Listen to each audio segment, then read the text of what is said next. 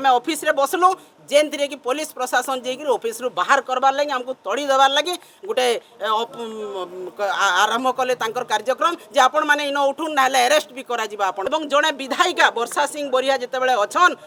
book circular 47 अनुसार गोटे collector तांको रिसीव करबा कथा तांकर कथा सुनबार कथा तांकर से दाबी के ग्रहण करबार कथा किंतु कलेक्टर बुक सर्कुलर 47 नोहे पढ़ंतेन जी जिल्लापाल ऑफिस के जेतेबेले आमे आसलो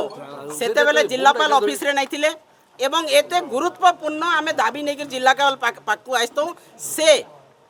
टोटाली ऑफिस रे नै रही मैं भिसी रे अच्छे बोलिक आमको मिछ कथा कहले नहीं थे भिसी रे केवल आमर पाके नहीं आसबार गोटे बहाना कले एवं आम ऑफिस रे बसलु जेन कि पुलिस प्रशासन जाकि ऑफिस रु बाहर करबार लगी हमको तड़ी देवार लगी गोटे आरंभ कले कार्यक्रम जे आपण माने इन उठुन ना अरेस्ट भी करा जिबा आपण मान को इटा होचे सरकार को एकछत्रवाद नीति जेतेबेले चासी स्वार्थ लगी जेतेबेले आमे आसिक ठिया होचु सेतकी बेले हमको अरेस्ट करार धमका दिया होचे धमक दिया होचे सेतकी बेले कलेक्टर लुचिकिर पलौछन एवं अन्य जणे के आसिक दायित्व दे दउछन जे तुमे तांकर दाबी पत्र आनो एवं जड़े विधायिका वर्षा सिंह बोरिया जितेबाला अछन